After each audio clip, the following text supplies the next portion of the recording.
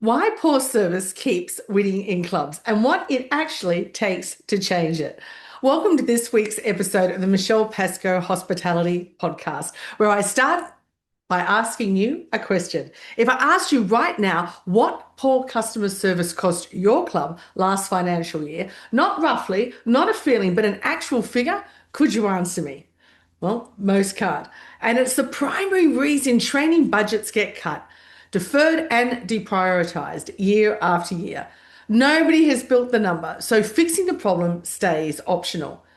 Before we get into it, if you're listening to this and you already know your club needs support, whether that's getting an independent, objective picture of what your members are actually experiencing on the floor, or bringing in structured skills training for your frontline team, I want to make it easy for you to take the next step. We run mystery shopping programs through our proprietary software over 25 years. Lots of experience. I love data, but I love having qualitative research as well. They're specifically designed for registered clubs and hospitality venues, pubs, restaurants, cafes. And they provide you a true insight of what's happening in your organisation. And then there's our frontline workshops. They are built to give your team the practical skills to make every member interaction count. Links to both are in the show notes, so book a discovery call and we'll work out together what makes sense for your venue. Now, back to my question. If you've been listening along through the month of June, you'll already heard me talk with Brian about what technology can genuinely cannot fix about your club service standards. You'll have heard Carlos Castillo unpack why guests leave happy and still don't come back.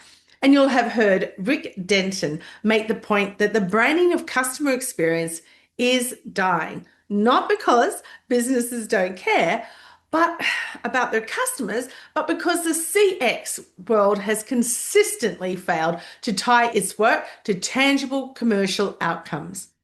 Three conversations, and underneath all of them, the same question. Why does poor service keep winning? Now, not in the obvious ways or the venues that are generally indifferent to their members. I'm talking about clubs that care, the ones with good people, good intentions, solid facilities, and a genuine desire to do right by their members and guests. And yet the service standards drift. The training doesn't stick, the board keeps deferring the investment, and the same issues appear in member feedback round after round. That's what I want to talk about today. Not the calculation. If you want the step-by-step framework for building your service liability number, this week's tutorial on YouTube walks through that in detail. And the guide is linked in the show notes. What I want to explore here is the deeper question.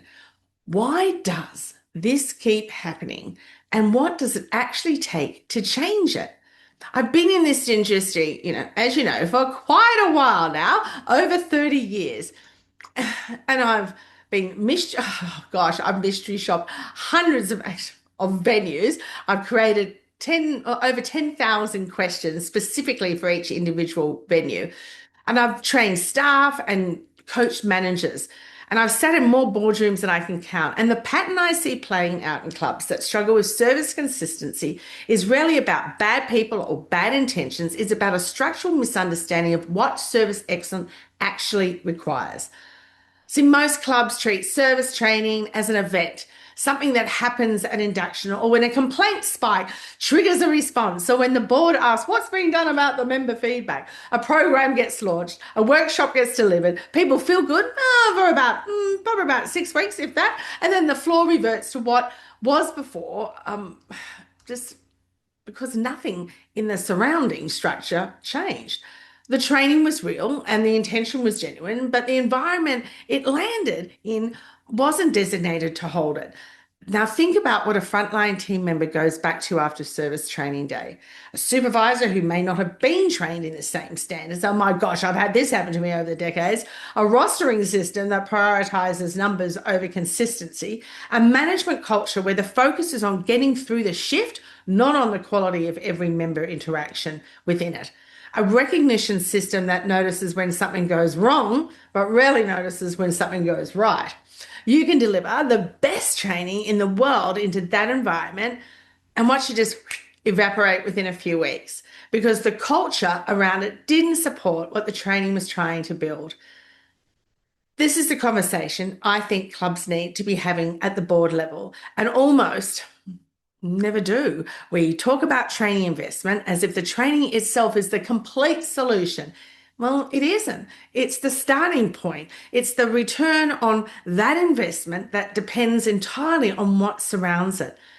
Does your middle management layer have the skills to reinforce those behaviors the frontline has been trained? Are they modeling the correct behaviors as well? Because if the supervisor, team leader, duty manager on the floor, the week after training program isn't modeling that same standards, isn't recognizing the team members who are applying what they learned, isn't having the same conversations about service quality that the training introduced, then the investment starts leaking immediately.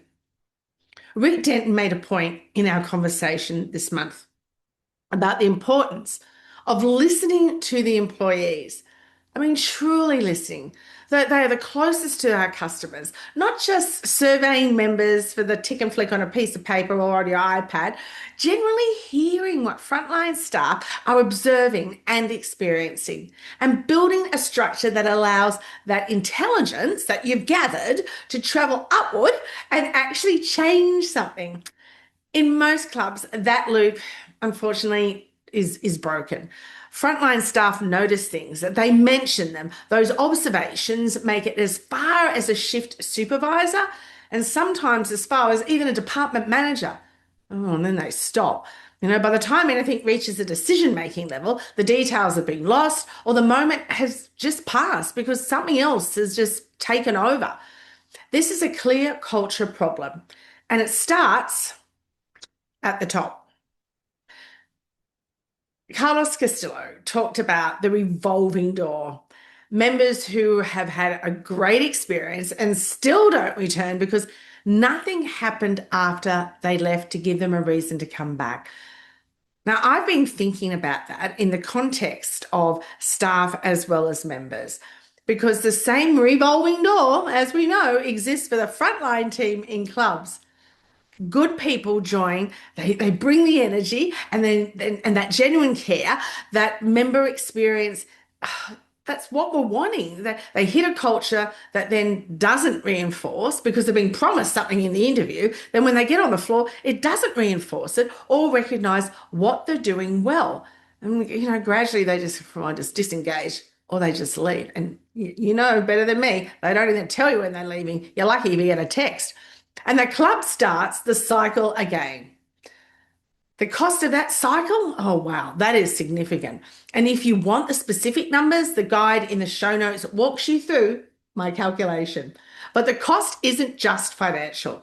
Every time a genuinely service-orientated team member leaves a venue, they take with them the relationships they built with the regulars, the institutional knowledge they developed, and the standard they've been holding. I've even spoken to some members and guests that have gone to other venues because they know that staff member has gone there and they just really enjoyed their service. Now that's something, isn't it? What replaces them is someone new who needs time to find their feet in a culture that may not be showing them clearly what good looks like. Now, Brian Vajovnik liked, he talked about, that tension between technology investment and that human skill. And there's a version of that tension playing out in the service cultural conversations too. Clubs invest in systems, feedback platforms, member management tools, satisfaction surveys that are designed to serve, those surface service issues. And those tools, they have genuine value, don't get me wrong, but the data they produce is only useful if the organisation has the culture and the capability to act on it, not just great document, top drawer, shut. I've seen clubs with sophisticated feedback systems and persistent service problems sitting right alongside each other. The data was there. The insights were being generated, but nobody knew what to do with them at a team level. And nobody had been trained to turn an insight into a behavior change on the floor. Now, I've been reading data for over 30 years with my own research program, and it's about bringing it alive. The system was working, but the culture wasn't ready for what the system was telling it. So, what does it actually take to change this? And that's why when you've got data, you've got to be able to interpret, see the patterns. That's what I love. In my experience, it takes three things operating together rather than independently. It takes leadership at every level that understands service excellence as a commercial priority. That means CEOs and GMs who can articulate the cost of poor service in financial terms, not just as a reputation risk, but as a revenue and retention issue with actual numbers behind it. And it means middle managers who have been developed to the point where they can translate that priority into daily team behavior.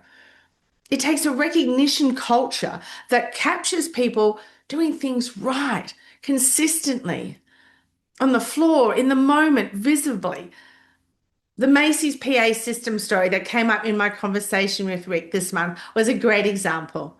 A manager took 30 seconds to publicly acknowledge a team member for excellent service. It cost absolutely nothing, but it changed the energy in that building. And it's still something I talk about, years later. Your club has an equivalent of that PA system. The question is whether anyone is using it. And it takes training that is reinforced rather than developed, delivered, and then forgotten, which means the investment in frontline training needs to be matched by an investment in the management layer that surrounds it. Middle managers who model the standards, supervisors who recognize and correct service behavior in real time, a culture where the conversation about member experience happens every day, not just when something goes wrong. Now, none of this is complicated in concept. In practice, it requires sustained commitment from the top of the organisation. And that commitment is harder to maintain when the cost of inaction is invisible. Which brings me back to where we started. The reason poor service keeps winning in clubs is not that nobody cares. That's certainly not it. It's that the cost of doing nothing is never on the page alongside the cost of doing something. The service liability sits in the accounts under different labels: turnover costs, complaint resolution time, declining member retention, and nobody has added it up and put it on a single line. When you build that number, the conversation changes, not because the board suddenly cares more, but because the argument is finally in a language the board has always spoken. If you haven't run that calculation yet, the guide and the tutorial are both linked in the show notes, so start there. If this series has been useful across June, I generally love it if you'd share it with someone in the industry who needs to hear it. And if you haven't already subscribed, now is a good time. I'm back next month with a whole new topic and guests I think you're going to find genuinely valuable. Oh, I am so blessed with the amazing guests that I have. To find out more about our mystery shopping programs, our frontline workshops, or to book a discovery call, everything is linked in the show notes below. So until then, take care and enjoy this colder weather. Bye.